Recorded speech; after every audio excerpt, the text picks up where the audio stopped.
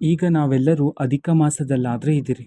ಓಕೆನಾ. ಇದೇ ತಿಂಗಳು ಜೂನ್ ತಿಂಗಳು 15ನೇ ತಾರೀಕಿನವರೆಗೂ ಸಹ ಅಧಿಕ ಮಾಸ ಆದರೆ ಇರ್ತಕ್ಕಂಥದ್ದು. ಇದೇ ಅಧಿಕ ಮಾಸ ಮುಕ್ತಾಯ ಆಗೋಷ್ಟ್ರ ಒಳಗಡೆ ನೀವು ನಿಮ್ಮ ಮನೆಗೆ ಈ 4 ವಸ್ತುಗಳನ್ನು ತರೋದನ್ನು ಮಾತ್ರ ಮರಿಬೇಡಿ. ಓಕೆನಾ. ಸೊ ಹಾಗಿದ್ರೆ ಬನ್ನಿ ಆ 4 ವಸ್ತುಗಳ ಬಗ್ಗೆ ಸಂಪೂರ್ಣವಾಗಿ ನಾವು ಈ ವಿಡಿಯೋದಲ್ಲಿ ಮಾಹಿತಿಯನ್ನು ತಿಳ್ಕೊತಾ ಹೋಗೋಣ. ವಿಡಿಯೋವನ್ನು ಸ್ಟಾರ್ಟ್ ಮಾಡ್ತೀನಿ. ಅದಕ್ಕಿಂತ ಮೊದಲು ನೀವಿನ್ನೂ ನಮ್ಮ ಚಾನಲ್ಗೆ ಸಬ್ಸ್ಕ್ರೈಬ್ ಮಾಡದೇ ಇದ್ದರೆ ಈ ಕೂಡಲೇ ಚಾನಲ್ಗೆ ಸಬ್ಸ್ಕ್ರೈಬ್ ಮಾಡ್ಕೊಳ್ಳಿ ಮತ್ತು ಲೈಕ್ ಮಾಡಿ.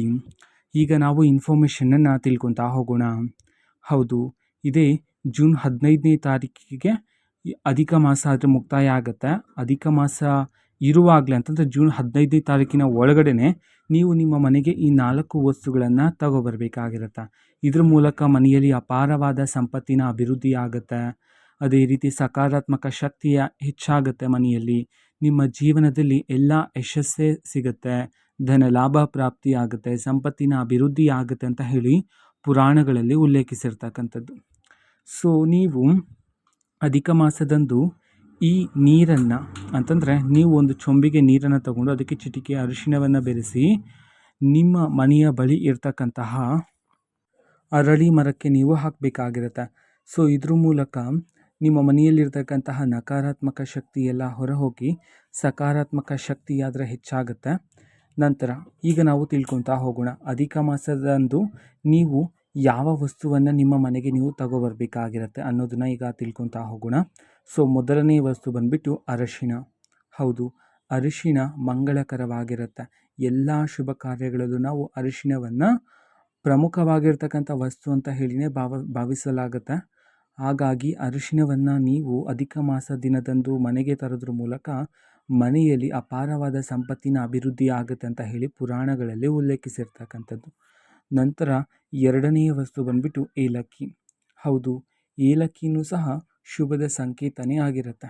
ಹೌದು, ಸಿಹಿ ತಿಂಡಿಗಳಲ್ಲಿ, ಹಬ್ಬದ ವಾತಾವರಣಗಳಲ್ಲಿ ಏಲಕ್ಕಿ ಪ್ರಮುಖವಾಗಿರ್ತಕ್ಕಂತಹ ಪಾತ್ರವನ್ನು ಅಲ್ಲಿ ರೂಪಿಸುತ್ತೆ. ಸೊ ಆ ಕಾರಣದಿಂದಾಗಿ ನಾವು ಏಲಕ್ಕಿಯನ್ನು ಸಹ ಇದೇ ಅಧಿಕ ಮಾಸದ ದಿನದಂದು ಮನೆಗೆ ತರೋದ್ರ ಮೂಲಕ ಮನೆಯಲ್ಲೂ ಸಹ ಸುಖ ಸಂತೋಷ ಹೆಚ್ಚಾಗುತ್ತೆ ಅಂತ ಹೇಳಿ ಪುರಾಣಗಳಲ್ಲಿ ಉಲ್ಲೇಖಿಸಲಾಗಿದೆ.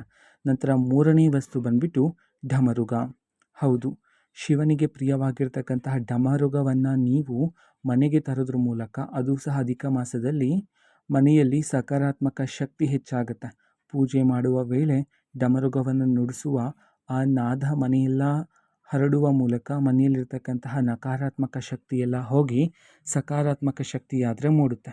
ನಂತರ ನಾಲ್ಕನೆಯ ಮತ್ತು ಕೊನೆಯ ವಸ್ತು ಏನು ಅಂತಂದರೆ ಸಾಸಿವೆ. ಹೌದು, ಸಾಸಿವೆಯನ್ನು ಮನೆಗೆ ತರೋದ್ರ ಮೂಲಕ ಮನೆಯಲ್ಲೂ ಸಹ ಅದೃಷ್ಟ ಪ್ರಾಪ್ತಿಯಾಗುತ್ತೆ ಅಂತ ಹೇಳಿ ಪುರಾಣಗಳಲ್ಲಿ ಉಲ್ಲೇಖಿಸಿರ್ತಕ್ಕಂಥದ್ದು. ಇದೇ ಜೂನ್ 15ನೇ ತಾರೀಕಿನ ಒಳಗಡೆ ಸೊ ನೀವು ನಿಮ್ಮ ಮನೆಗೆ ಈ 4 ವಸ್ತುಗಳನ್ನು ತರೋದ್ರ ಮೂಲಕ ಮನೆಯಲ್ಲಿ ಅಪಾರವಾದ ಅದೃಷ್ಟ, ಸಂಪತ್ತಿನ ಅಭಿವೃದ್ಧಿ, ಯಶಸ್ಸು ನಿಮ್ಮದಾಗುತ್ತೆ ಅಂತ ಹೇಳಿ ಇದೀಗ ಪುರಾಣಗಳಲ್ಲಿ ಉಲ್ಲೇಖಿಸಲಾಗಿದೆ. ಸೊ ಇದು ಇವತ್ತಿನ ಒಂದು ವಿಡಿಯೋ. ಇದೇ ರೀತಿ ಇನ್ನು ಹಲವಾರು ಯೋಜನೆಗಳಿಗೆ ಸಂಬಂಧಪಟ್ಟಂತೆ ಮಾಹಿತಿ ಬಂದ ನಂತರ ಆದಷ್ಟು ಬೇಗ ನಾನು ನಿಮಗೆ ಇನ್ಫಾರ್ಮೇಷನನ್ನು ತಿಳಿಸ್ತೀನಿ. ಅದಕ್ಕೋಸ್ಕರ ಚಾನಲ್ಗೆ ಸಬ್ಸ್ಕ್ರೈಬ್ ಮಾಡ್ಕೊಳ್ಳಿ.